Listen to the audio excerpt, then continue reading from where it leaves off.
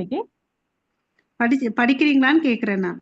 இல்ல ஸ்லோகம் படிச்சாச்சான்னு கேக்குறேன். அப்புறம் தானே பத்ம புராணம் படிக்கணும். எடுத்த உடனே பத்ம இல்ல புராணம். இப்போ கிளாஸ் 5:30க்கு மாதாஜி. அது உங்களுக்கு தெரியலையான்னு எனக்கு தெரியல. இல்ல இது 18 days கிளாஸா L2 மாதாஜி? இல்ல 18 days கிளாஸ் மாதாஜி. ஹரே கிருஷ்ணா. இல்ல சுனந்தா மாதாஜி தான் சொன்னா 5:30 தான் ஸ்லோகம் ஸ்டார்ட் பண்ணணும். அதனால தான் இல்ல இன்னைக்கு நான் 5:30 கிளாஸ் ஆரம்பிக்குது மாதாஜி. 5:15க்கு நாம வச்சப்போ 5:30 கிளாஸஸ் ஆரம்பிக்குது. நோ ஸ்லோகாஸா மாதாஜி? 5 o'clock வந்து ஜாயின் பண்ணிடுங்க மாதாஜி. ஹரே கிருஷ்ணா. ஓகேங்களா? Hare Krishna. Okay Mata. Thank you Mataji. Hare Krishna. Warm welcome for today's Bhagavad Gita session. நம்ம இன்னைக்கு வந்து முதல் அத்தியாயம் பார்க்க போறோம். நமக்கு எல்லாருக்கும் தெரியும் பகவத்கீதையில 18 அத்தியாயங்கள் இருக்கு. அது 18 நாள்ல பார்க்க போறோம். அது வந்து பாத்தீங்கன்னா 700 ஸ்லோகங்கள் கொண்டது. அதை நம்ம டீட்டெயிலா வந்து 18 நாளுக்குள்ள பிடிக்க முடியாது. ஒரு ஓரியன்டேஷன் தான் நம்ம பண்ண போறோம். ஓகேங்களா? ஸோ இதை புரிஞ்சுக்க வேண்டிய ஞானத்தை வேண்டி நம்ம ஆச்சாரியர்கிட்டயும் நம்மளுடைய கிருஷ்ணர்கிட்டயும் நம்ம வேண்டி பிரார்த்தனை பண்ணிக்கலாம். ஹரே கிருஷ்ணா. ஓம் நமோ பகவதே வாசுதேவாய. ஓம் நமோ பகவதே வாசுதேவாய. ஓம் நமோ பகவதே வாசுதேவாய. ஓம் அஜ்ஞானதிமிரந்தஸ்ய ஞானாகஞ்சலாகயா சக்ஷுருன்மிலிதம் येन तस्मै श्री गुरवे नमः. श्री चैतन्य मनोभीष्टं स्थापितं येन भूतले स्वयं रूप कदा मह्यं ददाति स्वपदान्तिकं वन्देऽहं श्रीगुरो श्रीयुधपथकमलं श्रीगुरोन् वैष्णवांश्च श्रीरूपं साग्रजातं सगगण रघुनाथान्वितं तं सजीवं साद्वैतं सावधूतं हरिजनसहितं कृष्णचैतन्यदेवं श्रीराधाकृष्णपदान् सगगण ललिता श्रीविशाखान्वितांश्च हे कृष्णा करुणा सिन्धो दीनबन्धो जगत्पते गोपेश गोपिका कान्त राधाकान्त नमोऽस्तुते तप्त काञ्चन गौराकी राधे वृन्देवनेश्वरी वृषभानुसुते देवी प्रणमामि हरिप्रिये वाञ्छाकल्पतरुभ्यश्च कृपा सिन्धुभैव च पतितानां पावनेभ्यो वैष्णवेभ्यो नमो नमः। नमो ब्रह्मण्य देवाय को ब्राह्मणहिताय च जगतिताय कृष्णाय गोविन्दाय नमो नमः। नमो महावादन्याय कृष्णप्रेम प्रदायते कृष्णाय कृष्णचैतन्य नाम्ने गौरवत्वेष नमः। गुरवे गौरचन्द्राय राधिकाय तदालय कृष्णाय कृष्णभक्ताय तद्भक्ताय नमो नमः।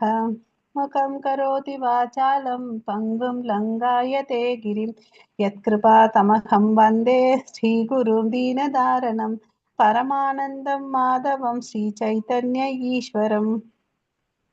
नमः पङ्कजनाभाय नमः पङ्कजमालिने नमः पङ्कजनेत्राय नमस्ते पञ्चकाङ्ग्रहे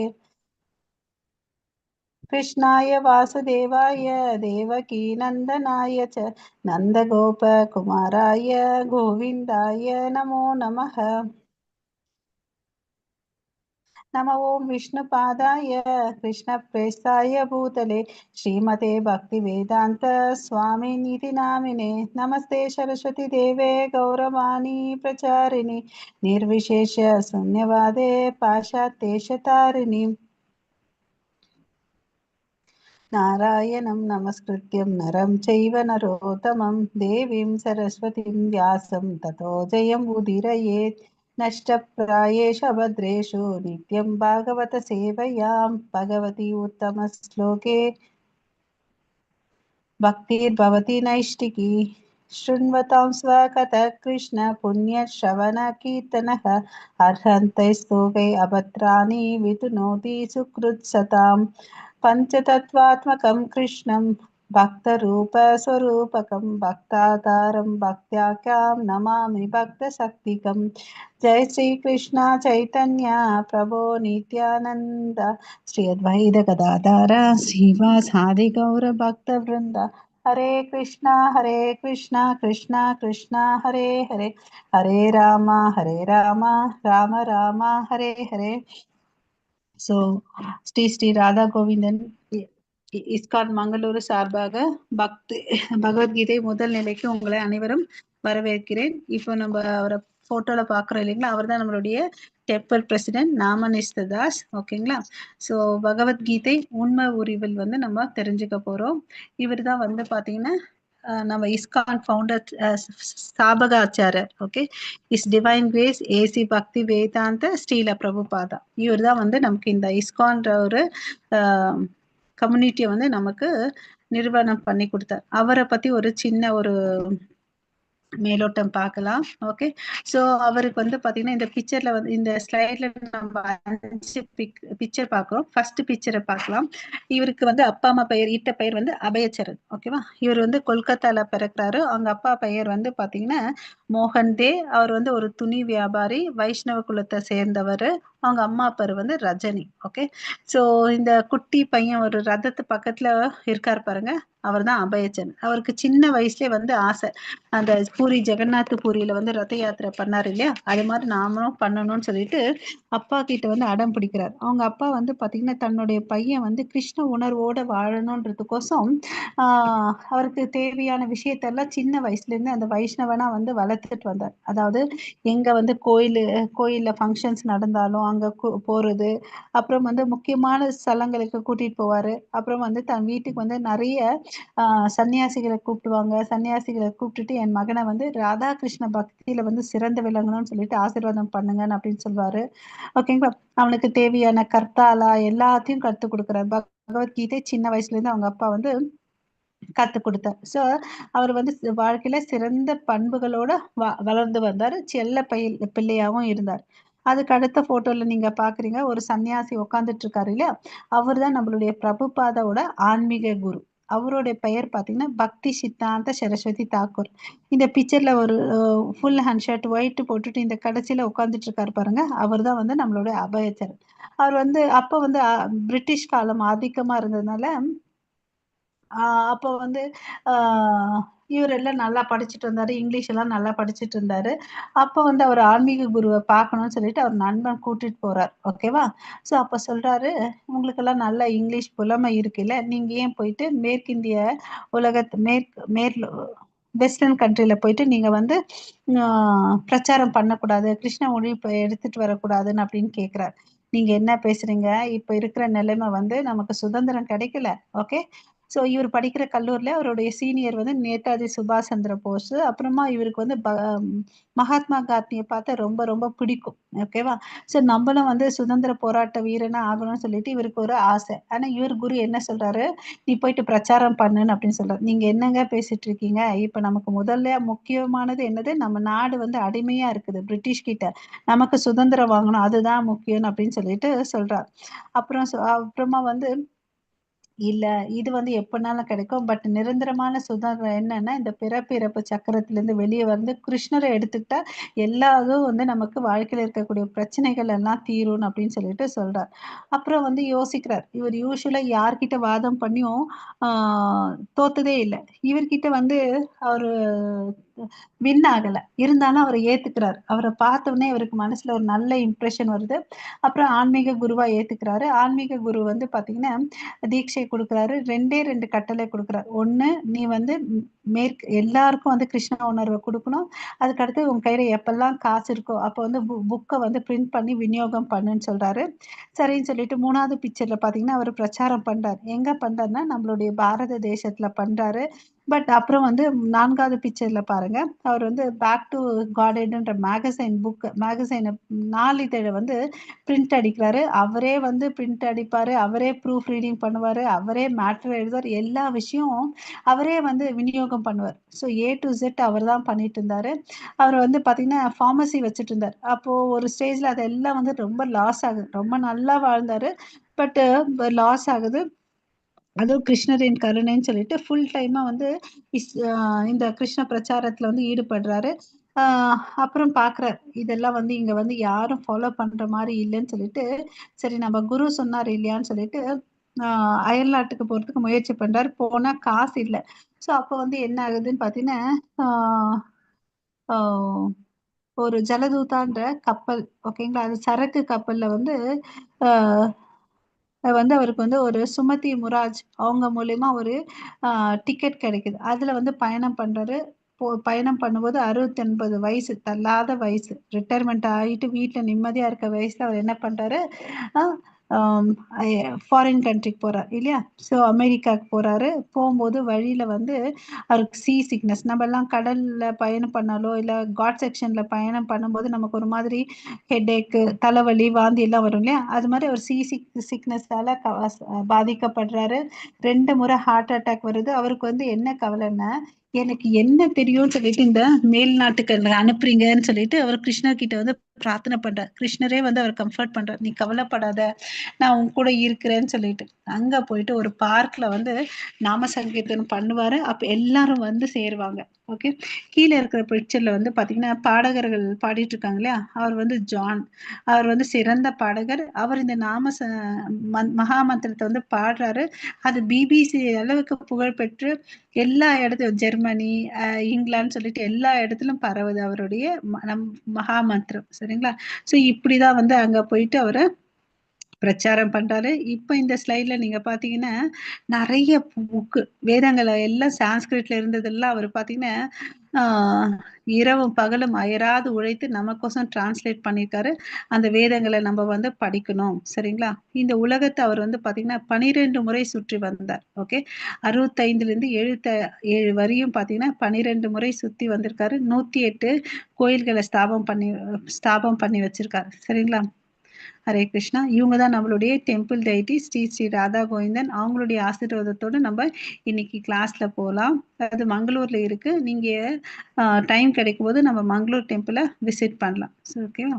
ஸோ பகவத்கீதை வந்து பாத்தீங்கன்னா அது வந்து கிருஷ்ணரால பாடப்பட்ட பாடல் இல்லையா. ஸோ இதுக்கு இன்னொரு பெயர் வந்து கீதோ உபனிஷத். இது வந்து நம்மளுடைய எல்லா பிரச்சனைகளுக்கும் பதில் அளிக்கக்கூடிய ஒரு காவிய வேதமா இருக்கு. ஓகேங்களா. ஸோ இது வந்து மகாத்மா காந்தி கூட ஒரு ஆன்மீக அகராதியாக கருதப்பட்டது இல்லையா. அவரும் இதை ஃபாலோ பண்ணார். இது உலகம் எங்கிலும் உள்ள பல தலைவர்களுக்கு உத்வேகம் அளிக்கும் புத்தகம். ஓகே, ஸோ இந்த பகவத்கீதையை அவர் மாத்திரம் ஃபாலோ பண்ணல. ஈவன் ஐன்ஸ்டீன் என்ன சொல்றாரு, பகவத்கீதையை படித்து இந்த பிரபஞ்சம் எவ்வாறு படைத்தார் என்பதை பற்றி சிந்திக்கும் போது மற்ற அனைத்தும் மிதமிஞ்சியதாக தெரிகிறதுன்னு சொல்லிட்டு நிறைய பேர் வந்து இந்த பகவத்கீதை வந்து அங்கீகரிக்கிறாங்க இல்லையா. ஸோ இங்க வந்து பாத்தீங்கன்னா உடைந்து போன நடுவுல வந்து குரு சீட பரம்பரை வந்து துண்டிக்கப்பட்டது. அதனால்தான் கிருஷ்ணருக்கு வந்து கடவுளே வந்து நேரா 5000 வருஷத்துக்கு முன்னாடி இந்த பகவத்கீதையை வந்து சொல்லி கொடுக்குறார். ஸோ நம்ம படிக்க போற பகவத்கீதை வந்து பாத்தீங்கன்னா இது ஒரு பரந்த புத்தகம். 18 நாள்ல படிக்க முடியாது. ஸோ நம்ம நெக்ஸ்ட் ஸ்டேஜுக்கு போய் கத்துக்கணும். ஓகேயா. ஸோ இங்க வந்து நம்ம என்னென்ன பார்க்க போறோம்னா அர்ஜுனனுடைய மனக்கலக்கமும் அப்புறம் 3 பேருடைய இந்த மெயினா அந்த ஃபர்ஸ்ட் அத்தியாயத்துல யாரை பார்க்க போறோம்னா 3 பேருடைய கேரக்டர்ஸ் பார்க்க போறோம். அதாவது திருதராஷ்டிரா, துரியோதனா, அர்ஜுனனுடைய மனக்கலக்கத்தை பார்க்க போறோம். ஸோ இதுல வந்து 700 ஸ்லோகங்கள் இருக்கு. அதுல பாத்தீங்கன்னா 574 ஸ்லோகங்கள் வந்து கிருஷ்ணர் பேசுறாரு, 84 ஸ்லோகங்கள் அர்ஜுனன் பேசுறாரு, 41 ஸ்லோகங்கள் சஞ்சயன், ஒரு ஸ்லோகம் மாத்திரம் தான் வந்து திருதராஷ்டிரா பேசுறாரு. ஸோ இது வந்து பாத்தீங்கன்னா அர்ஜுனனுக்கு குழப்பம் இருக்கு. அதனால அவர் என்ன பண்றாரு, கிருஷ்ணா இந்த ரதத்தை எடுத்துட்டு போயிட்டு 2 படைக்கு நடுவுல வைங்க அப்படின்னு சொல்லிட்டு கேட்கிறார். ஓகேங்களா. ஸோ அப்ப வந்துதான் அதன் விளைவா அவருடைய குழப்பத்தை வந்து தீர்க்கறதுக்கு தான் வந்து கடவுள் இந்த பகவத்கீதையை பேசுறாரு. இந்த பகவத்கீதையை வந்து ஒரு பசுக்கு வந்து கம்பேர் பண்றாங்க. ஓகே, அப்ப வந்து அந்த மாடு மேய்க்கும் சிறுவன் வந்து இந்த பாலை கறப்பார் இல்லையா, அதுதான் நம்மளுடைய கிருஷ்ணன். அந்த கறந்த பாலை வந்து ஞானம் என்ற பாலை வந்து குடிக்கிறது வந்து அர்ஜுனன். இப்ப நம்ம எல்லாரும் அர்ஜுனனுடைய ரோல் பிளேவா பண்ண போறோம். ஸோ முதல் அத்தியாயத்தின் தலைப்பு பாத்தீங்கன்னா அர்ஜுன விஷாத யோகம், அர்ஜுனனுடைய கவலை. ஓகேங்களா. ஹரே கிருஷ்ணா. ஸோ இந்த இடத்துல வந்து பாத்தீங்கன்னா மொத்தம்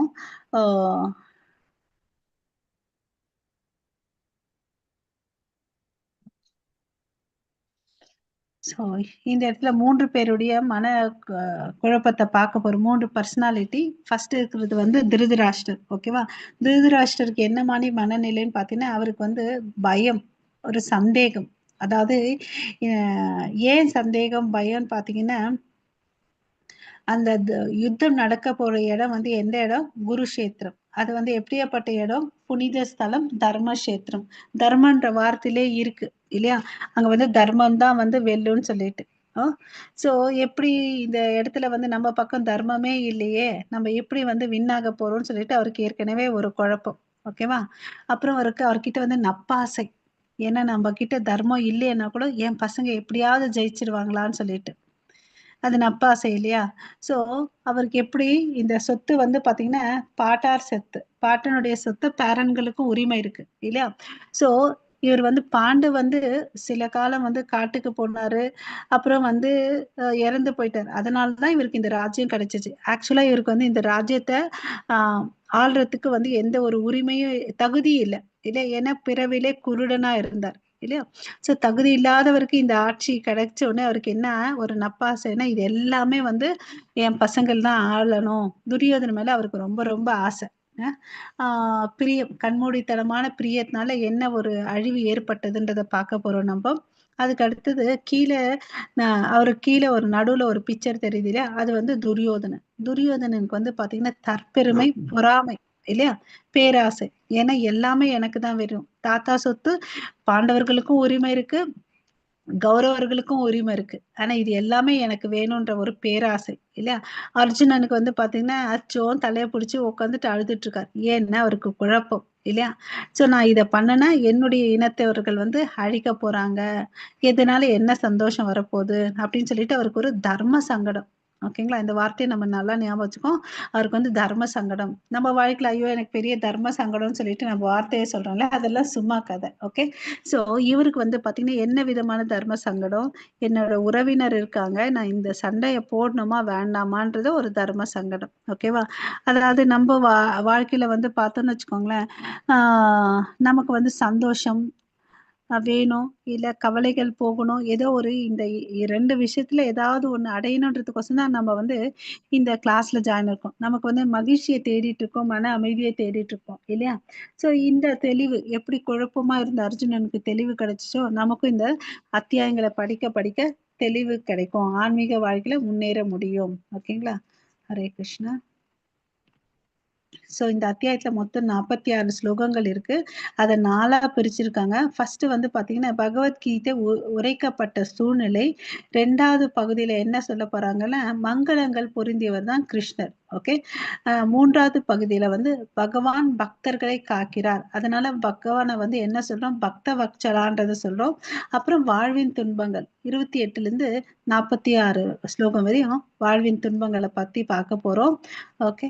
ஸோ ஹரே கிருஷ்ணா. இந்த ஸ்லோகம் படிங்க. ஹரே கிருஷ்ணா हरे பிரபு. कृष्ण हरे कृष्ण माताजी। धृतराष्ट्र उवाच धर्मक्षेत्रे गुरुक्षेत्रे समवेद युयुत्सव महापाण्डवाः सैव किम् अकुर्वत सञ्जय। हरे कृष्ण माताजी। ஹரே கிருஷ்ணா. ஸோ திருதராஷ்டிரர் இப்ப ஃபர்ஸ்ட் ஸ்லோகம் யார் பேசுறது? திருதராஷ்டிரர் பேசுறாரு. அந்த ஃபர்ஸ்ட் வார்த்தையை அப்சர்வ் பண்ணுங்க. தர்மக்ஷேத்ரே. ஸோ இந்த அவருக்கு ஃபர்ஸ்டே டவுட் வந்துடுது. என்னடான்னு சொல்லிட்டு தர்மக்ஷேத்ரே குருக்ஷேத்ரே சமவேதா யுயுத்சவஹ மாமகா பாண்டவச்சைவ கிம கூர்வத சஞ்சய. புண்ணிய யாத்திரை தலமான குருஷேத்திரத்தில் போர் புரிய விரும்பும் கொண்டு கூடிய பிறகு என் மகன்களும் பாண்டுவின் புதல்வரும் என்ன செய்தனர்? சோ இங்க என்ன பண்றாரு? அவர் திருச்சி பேசுறார் இல்லையா? என் மகனும் பாண்டுவின் புதல்வர்களும் அந்த பிரிவினை வர தேவையில்லை. ஏன்னா அவங்களும் வந்து பாத்தீங்கன்னா பாண்டு அவரோட தம்பி இல்லையா? அவர் இறந்த பிறகு அவருடைய பசங்களும் இவரோட பசங்க மாதிரி தான் ட்ரீட் பண்ணணும். பட் இவர் என்ன கேட்கிறாரு? தர்மக்ஷேத்திரமான புண்ணிய கஷேத்திரத்துல வந்து நடக்கக்கூடிய இந்த போர்ல வந்து என் மகன்களும் பாண்டுவின் புதர்களும் என்ன செய்தனர் சஞ்சயனேன்னு சொல்லிட்டு கேட்கிறார்.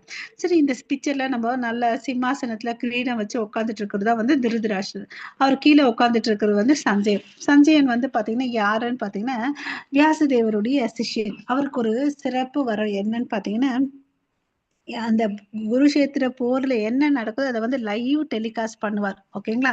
அந்த ஆசீர்வாதம் அவருக்கு வந்து வியாசதேவர் கொடுத்திருந்தார். ஓகேவா? சோ குருஷேத்திரத்தின் மகிமைகளை வந்து திருதராஷ்டிரர் தெரிஞ்சிருக்குது. நம்ம வந்து நம்ம கிட்ட எந்த ஒரு தர்மமும் இல்லை, நம்ம எங்க வின் பண்ண போறோம்ன்ற ஒரு சந்தேகம் அவருக்கு இருக்கு இல்லையா? சோ அதுக்கு அடுத்தது ஆஹ் இடம் நமது உணர்வில் பாதிப்பை உண்டு செய்கிறது. அதாவது இதை புரிஞ்சுக்கணும்னா நம்ம கிரிக்கெட் பிளேயர்ஸ் எல்லாம் விளையாடும் போது நம்ம ஊரா இருந்தா அவங்க என்ன பண்ணுவாங்க, நல்லா வின் ஆவாங்க. நிறைய கேம்ஸ் வந்து தன்னோட நாட்டுல இருந்து அவங்கவுங்க திருநாட்டுல இருந்து அவங்கவுங்க வின் ஆகுறத நம்ம பார்க்கலாம். இதுதான் ஃபேவரபிளா இருக்கும். அதனால இந்த தர்மக்ஷேத்திரத்தோட எஃபெக்ட் அங்க தர்மம் தான் சண்டை போடுறதுக்கு முன்னாடியே தெரியுது, தர்மம் தான் வந்து வெற்றி அடையும் அப்படின்னு சொல்லிட்டு. ஓகேவா? அதுக்கு அடுத்தது திருதராஷ்டிரர் வந்து பாத்தீங்கன்னா நான் மற்றும் எனது என்ற மனப்பான்மை அவருக்கு இருக்கு. ஓகேவா? அப்புறம் அவர்கிட்ட சந்தேகம் இருக்கு, பயம் இருக்கு, பாராபட்சம் இருக்கு, தீமை நடக்கும் என்ற நம்பிக்கை அவருக்கு இருக்கு. அவருக்கே இருக்கு அது தீமைதான் நடக்கும். சோ இவர் என்ன பண்றாரு, பாராபட்சம் இருக்கார். நிறைய சமயத்துல நம்ம வந்து நம்ம பசங்களை எங்க கண்டிக்கணுமோ அங்க கண்டிக்கிறது இல்ல இல்லையா, நம்ம அலோவ் பண்றோம். அதனால வந்து பாத்தீங்கன்னா சில தேவையில்லாத விஷயங்கள் வாழ்க்கையில நடக்கும்.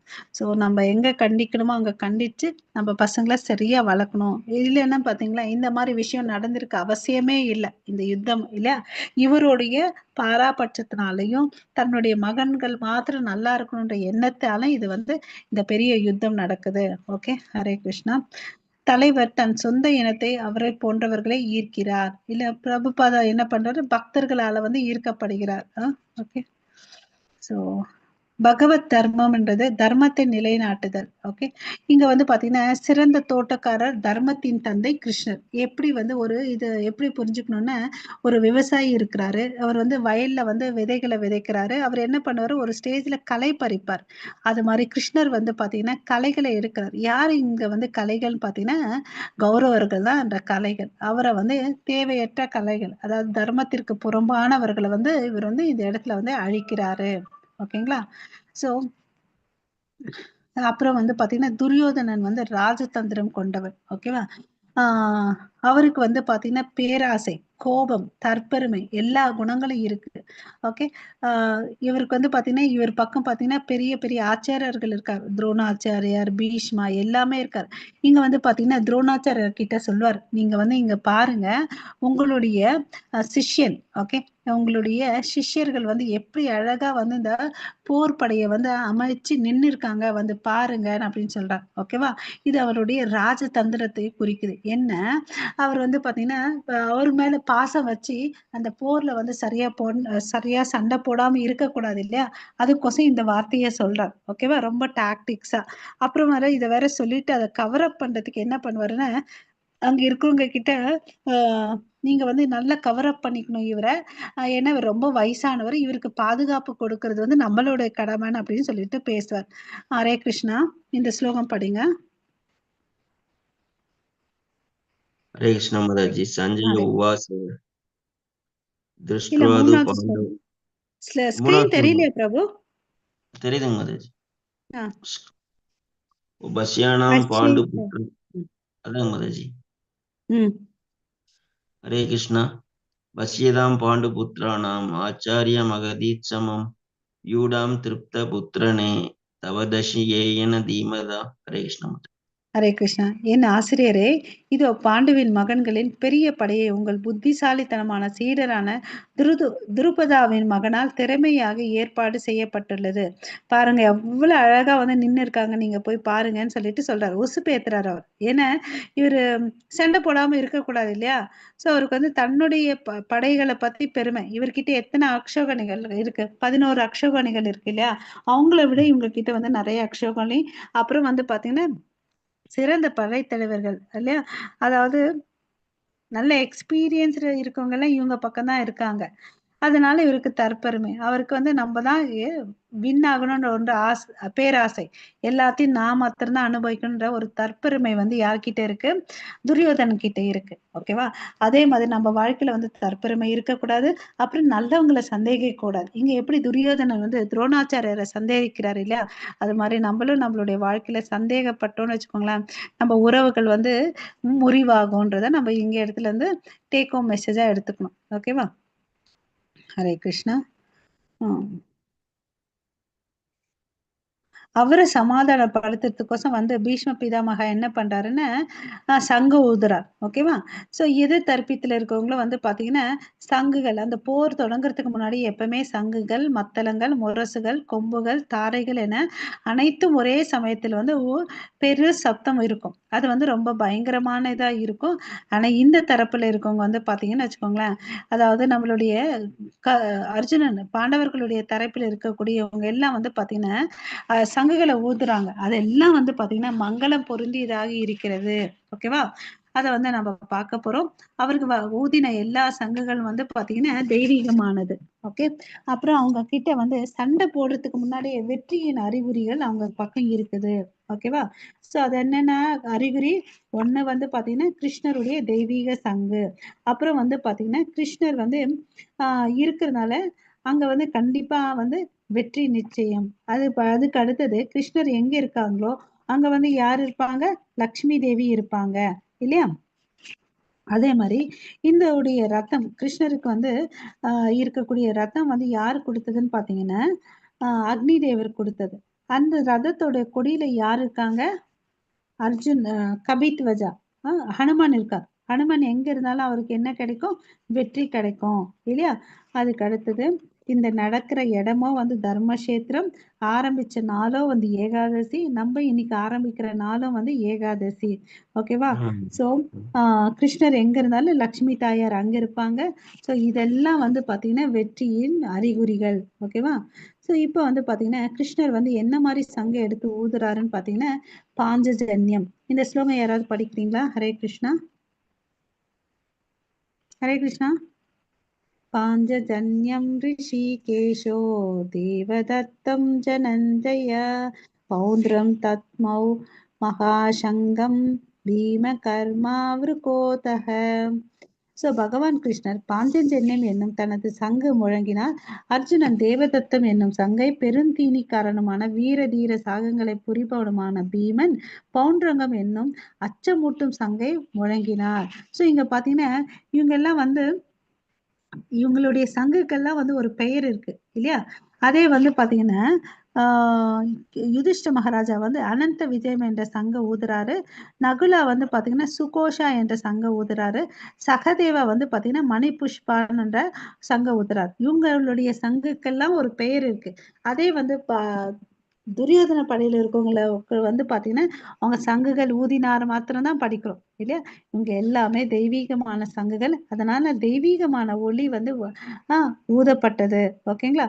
சோ அதனால அவங்களுடைய இருதயம் வந்து சுக்கு நூறா பயத்தால நொறுங்கியது எதிரிகளுடைய இருதயம். ஓகே. கிருஷ்ணர் வந்து பாத்தீங்கன்னா ரிஷிகேஷர். ஏன்னா ஏன் ரிஷிகேஷன்ற வார்த்தைக்கு என்ன அர்த்தம்னு பாத்தீங்கன்னா அனைத்து புலன்களின் வந்து உரிமையாளர். அவர் தான் வந்து எல்லா புலன்களையும் கண்ட்ரோல் பண்ண முடியவர். அதனால அவர் ரிஷிகேஷான்னு சொல்றோம். அப்புறம் வந்து நம்ம புலன்களை வந்து கிருஷ்ணரின் திருப்திக்காக அவருடைய சேவையில் ஈடுபடுத்தணும் இல்லையா?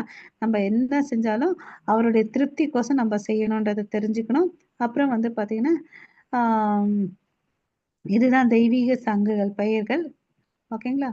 நம்ம இப்ப பார்த்தோம் இல்லையா? கிருஷ்ணர் வந்து பாஞ்சஜன்யம், அர்ஜுனன் தேவதத்தம் சங்க ஊதுறாரு, யுதிஷ்டருடைய சங்கு பெயர் அனந்த விஜயம், பீமன் வந்து பௌண்ட்ரம் என்ற சங்க ஊதுறாரு, நகுலன் வந்து சுகோஷம், சகாதேவன் மணிபுஷ்பகம். ஓகேவா?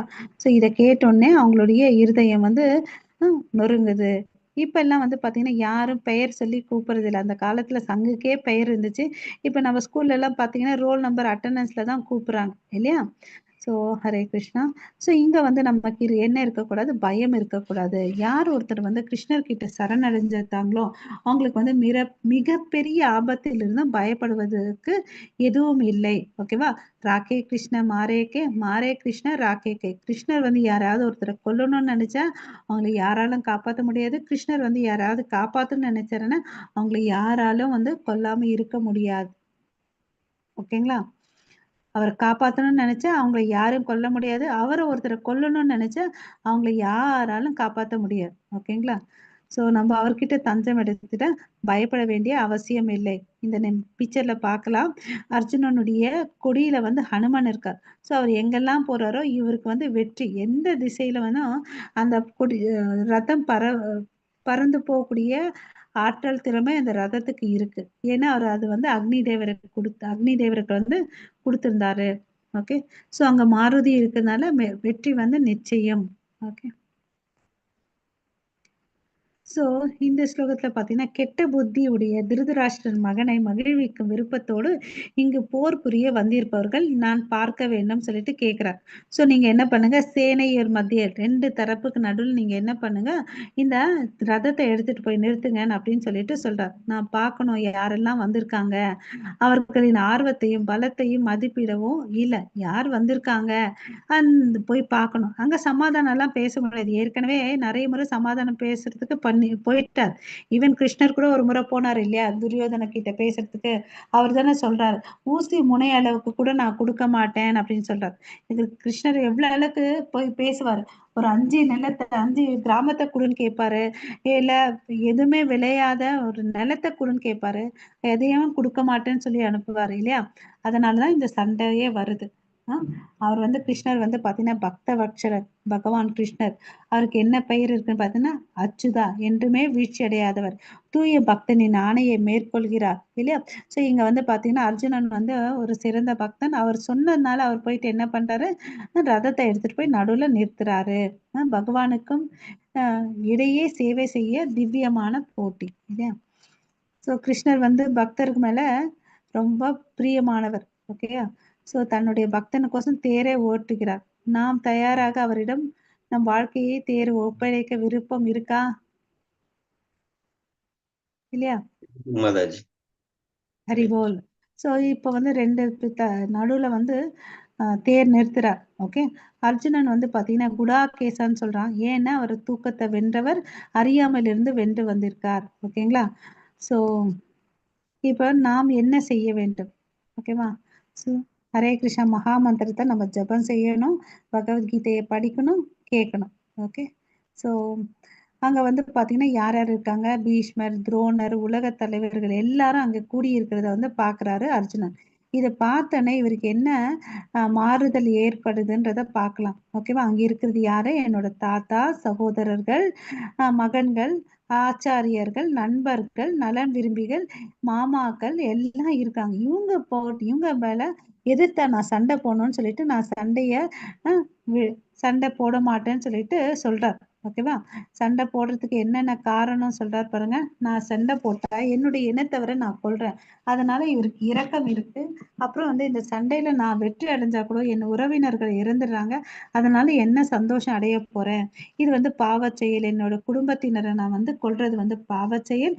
இது வந்து என்னுடைய குடும்ப பாரம்பரியத்தை அழிச்சிடும், அதனால இது வேண்டாம். அவருக்கு வந்து 2 மனசு இருக்கு. இந்த 5 காரணத்தினால அர்ஜுனன் என்ன பண்றாரு, நான் சண்டை போட மாட்டேன்னு சொல்றாரு. ஹரே கிருஷ்ணா. பிரபு இந்த ஸ்லோகம் படிக்கிறீங்களா. ஹரே கிருஷ்ண மாதாஜி.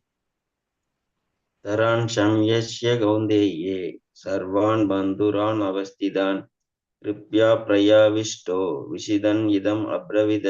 ஹரே கிருஷ்ணா. குந்தியின் மகனான அர்ஜுனன் பல தரப்பட்ட நண்பர்களையும் உறவினர்களையும் பார்வையிட்ட போது கருணையில் மூழ்கி இவ்வாறு கூறினான். ஓகே. என்ன சொல்றாரு அவரு, அர்ஜுனன், எனது அன்பு கிருஷ்ணா, போரிடும் உணர்வுடன் என் முன் கூடியுள்ள எனது நண்பர்களையும் உறவினர்களையும் கண்டு என் உடல் அங்கங்கள் நடுங்கி வாய் உலர்வதை உணர்கிறேன். என்னால இங்க வந்து சண்டை போட முடியாது, ஏன்னா அவருக்கு வந்து இரக்கம் இருக்கு இல்லையா. ஹரே கிருஷ்ணா. ஸ்லோகம் படிக்கிறீங்களா. ஹரே கிருஷ்ண மாதாஜி. திருஷ்டேத்வம் சர்வஜனம் கிருஷ்ண வியேட்சம் சமுபஸ்திதம் சதந்திமவ காத்ராணி முக்ஷய பிரஷ்யூஷ்யதி. ஹரே கிருஷ்ண. ஹரே கிருஷ்ணா. ஸோ இப்போ வந்து அவருக்கு வாய் உலருது, கை கால் நடுங்குது. ஓகேவா. ஸோ அவருக்கு எதனால இதெல்லாம் நடக்குது, இரக்கத்தினால். அர்ஜுனன் வந்து மூழ்கி போனார் இல்லையா. அங்க நின்றுட்டு இருக்க இடம் வந்து போர்க்களம். அங்க வந்து பாத்தீங்கன்னா இரக்கம், அப்புறம் வந்து சம்பந்தம், ரத்த சம்பந்தம். அதுல இருந்து என்ன தெரியுது, அவருடைய மென்மையான இதயம் இருக்குன்றதை நம்ம தெரிஞ்சுக்கணும். ஓகேவா.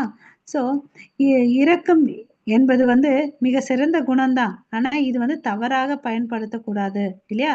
அது வந்து இதய பலவீனத்தை வந்து வெளிப்படுத்துது. என் உடல் முழுவதும் நடுங்குகிறது, மயிர்கூச்சி எரிக்கின்றது, என் வில்லான காண்டிபம் கையில் இருந்து நழுவுகின்றது, தோல் எரிகின்றது. சோ இதெல்லாம் வந்து அவருடைய இயலாமையை குறிக்குது இல்லையா. அவர் பலசாலி, ஒரு சிறந்த வில்லாளர் இல்லையா. ஆனா இதயம் வந்து மென்மையா இருக்கு அதனால இந்த மாற்றங்கள் அவருக்குள்ள இருக்கு. இனியும் என்னால் இங்கு நிற்க முடியாது. என் மனம் குழம்பி என்னையே மறுக்கின்றன. கேசி என்ற அசுரனை அழித்தவரே கிருஷ்ணரே, கெட்ட சகுனங்களை நான் காண்கிறேன் அப்படின்னு சொல்லிட்டு சொல்றார். ஓகேங்களா? ஸோ அவர்கள் வந்து அவருடைய உடல் வந்து மாற்றங்கள் என்னென்ன நடக்குதுன்னு இந்த ஸ்லைட்ல பார்க்கலாம். மன அழுத்தத்தினுடைய அறிகுறிகள் அவர்கிட்ட பார்க்கலாம். கைகள் வந்து பாத்தீங்கன்னா நடுங்குது, வாய் வந்து உலர்ந்து போது, முழு உடலும் வந்து நடுங்குது, மயிர்கூச்சி எரியுது, கரங்கள் காண்டிபவில் இருந்து நழுவுது, சருமம் வந்து எரிகின்றது, கால்களால் நிற்க முடியவில்லை, மனம் குழம்புகின்றது. இதே உணர்வுகள் கூட நம்ம வந்து சில சமயத்துல எக்ஸ்பீரியன்ஸ் ஆயிருக்கலாம். நம்ம குழப்பமாவோ ஒரு மாதிரி கஷ்டமான சூழ்நிலையில் இருக்கும் போதும் வந்து இந்த விஷயங்களை நம்ம அனுபவிச்சிருக்கோம். அதை வந்து அர்ஜுனன் வந்து அனுபவிச்சு இது மாதிரி எல்லாம் இருக்குப்பா, நான் சண்டை போட மாட்டேன் அப்படின்னு சொல்றாரு. இது எதனால அவருக்கு இந்த மாதிரி எண்ணங்கள் இருக்கு? அளவுக்கு அதிகமான பற்றுதல் இல்லையா? எப்பவுமே அளவுக்கு அதிகமான பற்றுதல் வந்து ஆபத்தானது இல்லையா? அது அளவுக்கு மிஞ்சினால் அமிர்தமும் நஞ்சு. அது போல இந்த அளவுக்கு அதிகமான பற்றுதல் இருக்கக்கூடாது. இது வந்து பாத்தீங்கன்னா நம்மள பௌதிக உலகத்தோடு பந்தப்படுத்தி நம் புத்தியை பேதலிக்க செய்துவிடும் இல்லையா? ஸோ பற்றுதல் வந்து இருக்கக்கூடாது. ஓகே, ஸோ இப்போ நம்ம சண்டை போட மாட்டேன்றது காரணங்கள் ஒன்று பார்த்தோம். இப்போ 2வது காரணத்துக்கு உள்ள போகலாம். சொந்த உறவினரை இப்போரில் கொள்வதால் என்ன நன்மை வரும் என்பதை என்னால் காண முடியவில்லை. எனது அன்பு கிருஷ்ணரே, இதில் பெறக்கூடிய வெற்றியோ ராஜ்யத்தையோ இன்பத்தையோ நான் விரும்பவில்லை. இது எனக்கு எதுவுமே வேண்டாம் அப்படின்னு சொல்றார். ஹரே கிருஷ்ணா. இந்த ஸ்லோகம் படிங்க பிரபு. ஹரே கிருஷ்ணா. நசஸ்ரீயோ பனுவஷ்யாமி அத்வாஜனம் ஆகவே நக காங்கேஸ் விஜயம் கிருஷ்ண நசராஜ்யம் சுகானி ச. ஹரே கிருஷ்ணா. ஹரே கிருஷ்ணா. ஸோ இந்த ராஜ்யத்தால நான் வெற்றி அடைஞ்சிட்டு நான் ஒரு சிம்மாசனத்துல உட்கார்ந்தா கூட இதுல என்னுடைய உறவினர்கள்ல வந்து நான் கொன்னுட்டு அதுல என்ன சந்தோஷம் வரும்? எனக்கு வேண்டாம், இதுல இன்பமே இல்லைன்னு அப்படின்னு சொல்றாரு. சண்டை போட மாட்டேன்னு சொல்றாரு. அதுக்கு காரணம் என்ன? ரத்த சம்பந்தம் அதெல்லாம் சொல்றாரு இல்லையா? ஸோ இங்க பார்க்கலாம். ஸோ கோவிந்தரே, ஆட்சி, மகிழ்ச்சி மற்றும் வாழ்க்கையே கூட யாருக்காக நாம் விரும்புகிறோமோ அவர்களே இப்போர்க்களத்தில் அணிவகுத்து இருக்க அவற்றை அடைவதால் என்ன பலன் வரப்போகின்றது? மதுசூதனனே, ஆச்சாரியர்கள், தந்தையர்கள், பிள்ளைகள், பாட்டனார்கள், மாமன்கள், மாமனார்கள், அவர்கள் பேரன்கள், மைத்துனர்கள் மற்றும் இதர உறுப்பினர்கள் அனைவரும் தங்கள் வாழ்வையும் செல்வத்தையும் இழக்க தயாராக என் முன் நின்றிருக்க அவர்களை என்னால் கொல்லாமல் என்ற பட்சத்திலும் நான் ஏன் அவர்களை கொல்ல விரும்ப வேண்டும் இல்லையா? உயிர்களை எல்லாம் காப்பவரே, இந்த பூமி ஒரு புறம் இருக்கட்டும், உலகம் கிடைப்பதாயினும் நான் இவர்களுடன் போர் புரிய தயாராகவில்லை. திருதராஷ்டிரன் மகன்களை கொள்வதால் நாம் எவ்வித ஆனந்தத்தை அனுபவிக்க போறோம்? இப்ப என்ன சொல்றாரு? அவருடைய சிம்பத்தி குல தர்மத்தை பேசுறாரு. ஏன்னா என்னுடைய குலத்தை நான் அழிச்சிட்டேன், அதனால என்ன வரப்போகுது? இங்க எல்லாமே என்னுடையவர்கள், இவங்களை கொன்னுட்டு எனக்கு இந்த உலகம் கிடைச்சா கூட நான் வந்து எனக்கு வேண்டாம்னு சொல்றாரு இல்லையா? சோ இங்க வந்து அர்ஜுனனுடைய 2 கேரக்டர் நம்ம புரிஞ்சுக்கணும். ஒண்ணு அவருக்கு வந்து பற்றின்மையை காமிக்கிறார். இன்னொன்னு அவருடைய வேதங்கள் எல்லாம் படிச்சனால இலகிய மனசை வந்து அவர் புரிஞ்சு இருக்குதுன்றதை நம்ம புரிஞ்சுக்கணும். ஓகே, சோ இங்க வந்து பாத்தீங்கன்னு வச்சுக்கோங்களேன், அவங்க வந்து எவ்வளவோ அக்கிரமத்தை செஞ்சாங்க இல்லையா? இவங்களுக்கு சாப்பாடுல விஷம் கொடுத்தாங்க, அவங்க வீட்டு அரக்கு மாளிகை எரிச்சு விட்டாங்க, திரௌபதி அவமானம் பண்ணாங்க, எல்லா விதமான அக்கிரமங்களை வந்து பண்ணாங்க. அவங்கள வந்து கொல்றது வந்து தப்பில்லை, அவங்களோட சண்டை போடுறது தப்பில்லை. பட் இருந்தாலும் அர்ஜுனனுடைய உயர்ந்த குணம் வந்து பாத்தீங்கன்னா நம்ம வந்து இங்க வந்து மனக்குழப்பம்னு சொல்றோம். அது அவரு வேதங்களை படிச்சதுனால மென்மையான இருதயம் இருக்கின்றத நம்ம தெரிஞ்சுக்கணும். ராஜ்யம், இன்பம் மற்றும் வெற்றியினால் என்ன நன்மை? அன்புக்குரியவரே, அனைவரையும் போரிட தயாராக உள்ள போது என்ன ஆனந்தத்தை அனுபவிக்க போறோம்னு சொல்லிட்டு கிருஷ்ணர் கிட்ட கேட்கிறார். எப்பொழுதுமே தன் சொந்த துன்பத்தை கொண்டே முடிவு எடுக்க முடியுமா? அல்லது இந்த எனது சொந்த இன்பத்திற்காக அப்பால் உயர்ந்த நல்ல ஒழுக்கங்கள் உள்ளவனா? இப்ப வந்து கேள்வி. சோ இவன் துரியோதனன் நல்லவனா கெட்டவனா? அவன் தீங்கான செயல்களை செஞ்சான் இல்லையா? சோ திரௌபதி தாயார் வந்து மானபங்கம் பண்ணாரு, அதெல்லாம் நிறுத்தல அந்த சபையில இல்லையா? சூதாட்டம் ஆடி பாண்டவர்களை ஏமாத்தினார். அவன் அக்கிரமக்காரர்களா? அவனை விட்டு என்ன ஆகும்? இன்னும் அநியாயங்கள், அதர்மங்கள்லாம் தலை தோங்கும் இல்லையா?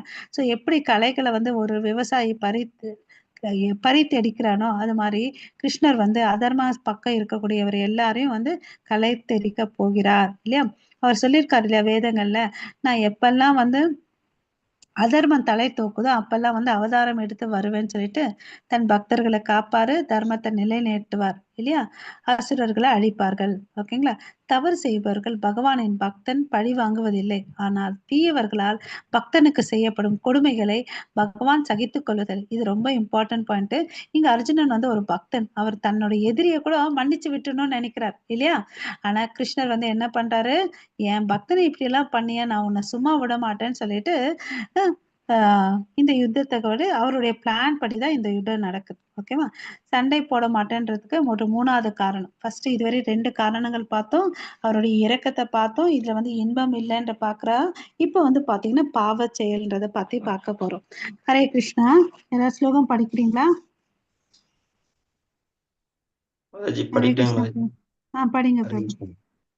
பாவம் யவாஸ்ரயே தஸ்மான் ஹத்வைதான் அதாதாயின தஸ்மான் அர்ஹாவயம் ஹந்தும் தார்தராஷ்டிரன் சவபாந்தவான் சவஜனம் ஹி கதம் ஹத்வா சுகின சயாம மாதவே. ஹரே கிருஷ்ண. ஹரே கிருஷ்ணா. சோ இத்தகைய அக்கிரமக்காரர்களை கொல்வதால் நமக்கு பாவமே வந்து சேரும். எனவே திருதராஷ்டிரர் மகன்களையும் நமது நண்பர்களையும் கொல்லுதல் நமக்கு சரியானதல்ல. அதிர்ஷ்ட தேவதையின் கணவரே கிருஷ்ணரே, நமது சொந்த உறவினரை கொலை செய்துவிட்டு நாம் எவ்வாறு மகிழ்ச்சி அடைய முடியும்? இதனால் நமக்கு என்ன லாபம் இல்லையா.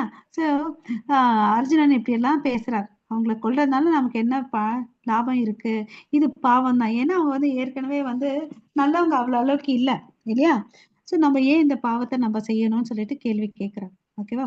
ஜனார்த்தனரே, பேராசையால் இதயத்தை இழந்த மனிதர்கள் நண்பர்களுக்கு துரோகம் செய்வதையும் குலநாசனம் செய்வதையும் பாவம் என்று அறியவில்லை. ஆனால் அவற்றை குற்றம் என்று அறிந்த நாம் ஏன் பாவ செயல்களை ஈடுபட வேண்டும்? இவருடைய டவுட் என்ன, அவங்களுக்கு தான் தெரியல, அவங்க தெரியாம அதெல்லாம் பண்ணிட்டு இருக்காங்க. அப்படியேப்பட்டவங்களை போயிட்டு நம்ம ஏன் அழிக்கணும்னு சொல்லிட்டு கேள்வி கேட்கிறார். இது பாவகரமானது, நம்ம செய்ய வேண்டாம்னு சொல்லிட்டு வர்றார். மாதவர் வந்து கிருஷ்ணர் 6 வகையான ஆக்கிரமக்காரர்களை வந்து சொல்றார். ஓகேவா. தர்மம், சாஸ்திரம், அர்த்த சாஸ்திரம், பேராசினால் பாவ செயல்கள் இல்லையா. நம்மளும் பாவ செயல்களை நம்ம செய்யக்கூடாது. சோ யாரெல்லாம் 6 வகையான அக்கிரமக்காரர்கள்னு சொல்லிட்டு வேதங்கள்ல சொல்லியிருக்காங்கன்னு பாத்தீங்கன்னா, விஷம் கொடுத்தவர், வீட்டிற்கு நெருப்பை வைப்பவர், பயங்கரமான ஆயுதங்களால் தாக்குபவர், செல்வத்தை கொள்ளையடிப்பவர், பிறர் நிலத்தை ஆக்கிரமிப்பவர், பிறர் மனைவியை கடத்தி செல்வர்.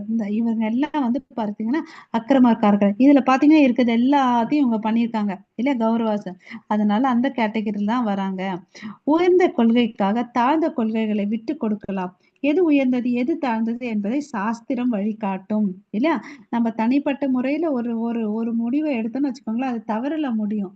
ஆனா சாஸ்திர பத்தி நம்ம எடுத்தா அது வந்து சிறந்த பாதையில எடுத்துட்டு போகும். குலம் அழிவு அடைவதால் நித்தியமான குல தர்மம் கெடுகின்றது. இதனால் வம்சத்தில் மீந்திருப்பவர்கள் அதர்மங்களில் ஈடுபடுவார்கள். சோ என்ன ஆகுது, நம்ம இப்ப சண்டை போட்டோன்னே குலம் அழிஞ்சிடும் இல்லையா. குலம் அழிஞ்சிட்டா அப்ப என்ன ஆகும், குடும்பத்தில் இருக்கவங்கள என்ன வழி தவறி போயிடுவாங்க. ஹரே கிருஷ்ணா. இந்த ஸ்லோகம் படிங்க. ஹரே கிருஷ்ணா. குலசையே பிரணஷ்யந்தி குலதர்ம சனாதன தமை நஷ்ட குலம் கிறிஸ்துவனம் அதர்மோபி விவத்யுதே. ஹரே கிருஷ்ண. சோ பிறப்பு முதல் இறப்பு வரை செய்யப்படும் தூய்மைப்படுத்த சடங்குகளை பெரியோரே பொறுப்பு இல்லையா. இப்ப வந்து நம்ம என்ன பண்றோம், சண்டையில எல்லா பெரியவங்களை வீழ்த்திட்டோம்னு வச்சுக்கோங்களேன். நமக்கு வந்து ஒரு உதாரணத்துக்கு ஒரு குடும்பத்துல ஒருத்தவங்க இறந்துட்டாங்கன்னா அதுக்கு பிண்ட பிரதானம் பண்ணணும், இல்ல ஏதாவது ஒரு மங்களகரமான விஷயங்கள் பண்ணணும், பெயர் சுட்டும் விழா, ஏதோ ஒண்ணு பண்ணணும்னா அந்த சாங்கியங்கள்லாம் யாருக்கு தெரியும், பெரியவங்களுக்கு தான் தெரியும். சோ இங்க இருக்கவங்க எல்லாரையும் நம்ம கொன்னுட்டோம்னு வச்சுக்கோங்களேன், இது எல்லாம் வந்து நம்ம குடும்பத்தை வந்து பாதிக்கும். ஓகேவா. அப்புறம் வந்து அந்த முன்னோர்கள் வந்து பாத்தீங்கன்னா பிண்ட கொடுக்காம பித்ரு கடனோட பித்ரு இது பண்ணாம அவங்க நடுநிலையில இருப்பாங்க, அவங்களுக்கும் நன்மை இருக்காது இல்லையா. அவங்க போய் சேர வேண்டிய இடத்துக்கும் சொர்க்கத்துக்கும் போக முடியாது, அது வந்து தவறாகும், வேண்டான்னு சொல்றாங்க. ஓகேவா.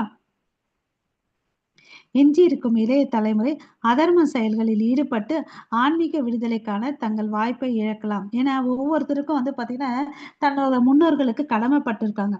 தன்னுடைய பெற்றோர்களாலதான் இந்த உடம்பு வந்திருக்கு இல்லையா? சோ அவனுடைய தர்மம் என்ன? அவங்களுக்கு வந்து பிண்ட பிரதானம் கொடுத்து அவங்களுக்கு வந்து நற்கதிக்கு போறதுக்கு இவர் ஹெல்ப் பண்ணணும். இதெல்லாம் வந்து கெட்டு போயிடும், வேண்டாம், நம்ம சண்டை போட வேண்டாம் அப்படின்னு சொல்றாரு. ஓகேவா?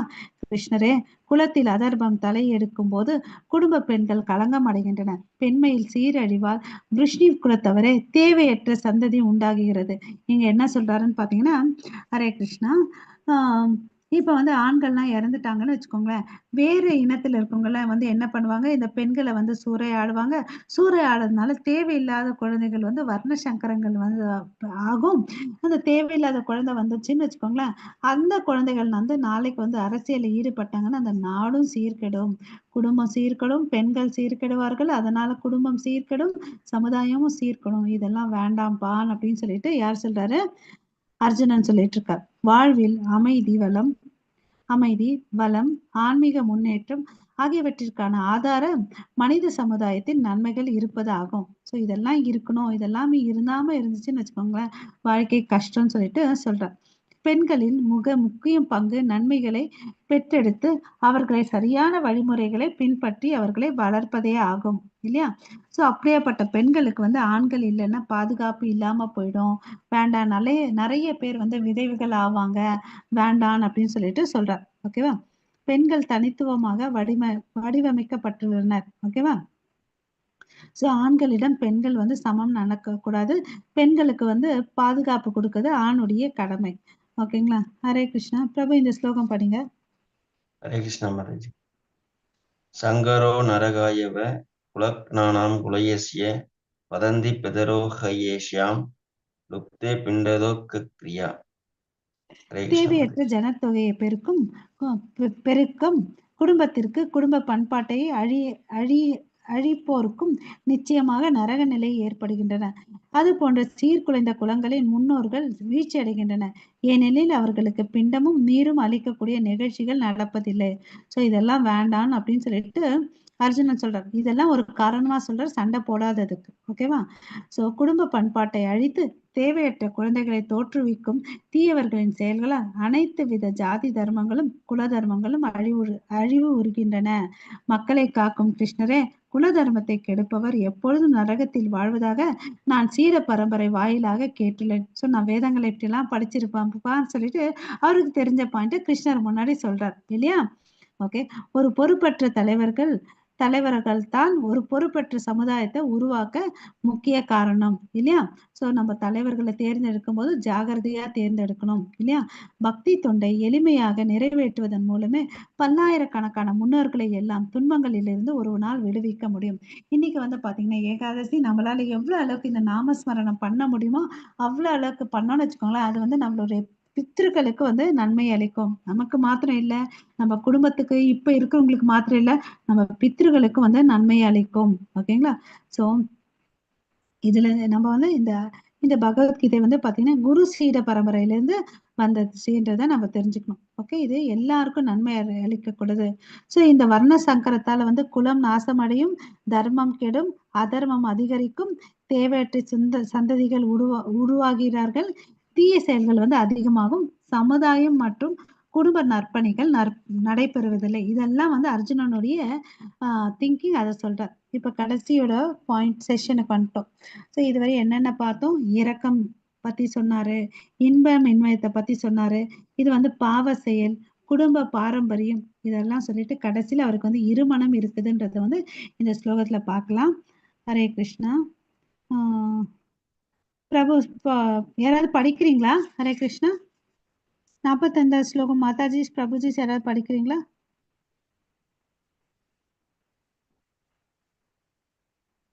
சரிங்க பிரபு, நீங்க படிங்க. ஹரே கிருஷ்ண மாதாஜி. அஹோ பத மகத் பாவம் கர்தும் யுவிஸ்வசிதா வயம் யத்ராஜ்யஸ்ய சுகுலோகபேன அந்துஷ்ய ஜனம் உத்யதா யதிபம் அப்ரதிகாரம் அஸ்ரத்தம் சஸ்திரபாணய தரதாஸ்ட்ரோ ராணே ஹன்யுஸ் நன்மே ஷேமேத்ரம் பவதே. ஹரே கிருஷ்ணா. ஹரே கிருஷ்ணா. ஜெயகோ, மாபெரும் பாவங்களை செய்ய நாம் துணிந்துள்ளோமோ, ராஜ்ய சுகத்தை அனுபவிக்கும் ஆசையால் உந்தப்பட்டு சொந்த உறவினர்களை கொல்ல முனைந்து விட்டோமா? ஓகே. ஸோ நமக்கு ரொம்ப ஆசை வந்துச்சு. அதனால நம்ம உறவினர்களே நம்ம கொல்றதுக்கு முனைந்துட்டோமோன்னு சொல்லிட்டு அர்ஜுனன் கேட்கிறார்.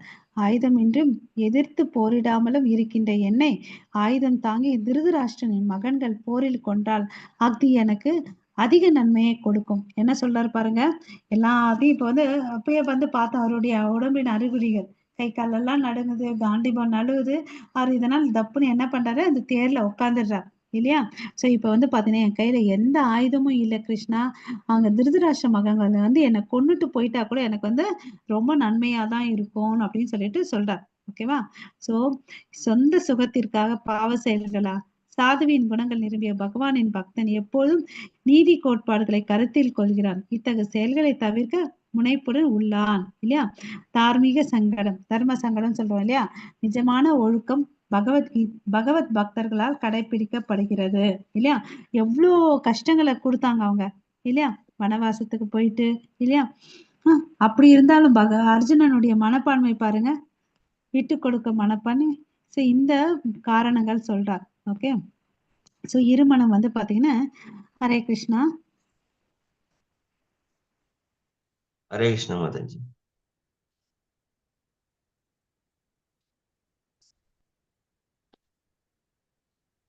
ஹரே கிருஷ்ணா, வாய்ஸ் கேட்கல பிரபு.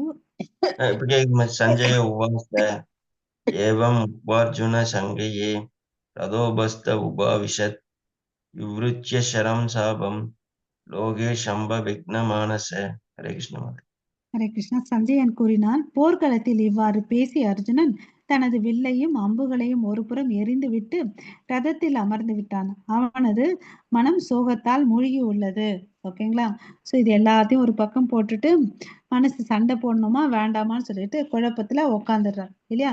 ஸோ நம்மளும் வந்து பாத்தீங்கன்னா நிறைய இடத்துல இந்த குழப்பத்தை ஃபேஸ் பண்ணியிருப்போம் இல்லையா? ஸோ என்ன அவங்க வந்து கொல்லட்டும்னு சொல்லிட்டு அவர் உட்காந்துடுறாரு எல்லா ஆயுதங்களையும் போட்டுட்டு இல்லையா? அவருடைய மனசு சோகத்துல மூழ்கி இருக்கு. ஓகே. அவர் யார்கிட்ட சரணடைறாரு? பகவான் கிட்ட சரணடைறாரு. அது மாதிரி வந்து பாத்தீங்கன்னா சரணடைஞ்சனால அவருக்கு என்ன கிடைச்சது? ஆத்ம ஞானம் கிடைச்சிச்சு இல்லையா?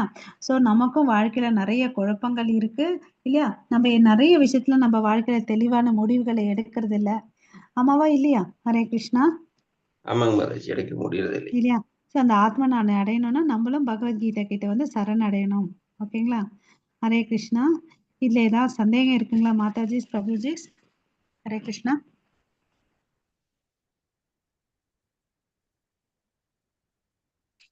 ஹரே கிருஷ்ணா டிவோட்டிஸ். மாதாஜி, ஹரே கிருஷ்ண மாதாஜி. ஹரே கிருஷ்ணா மாதாஜி.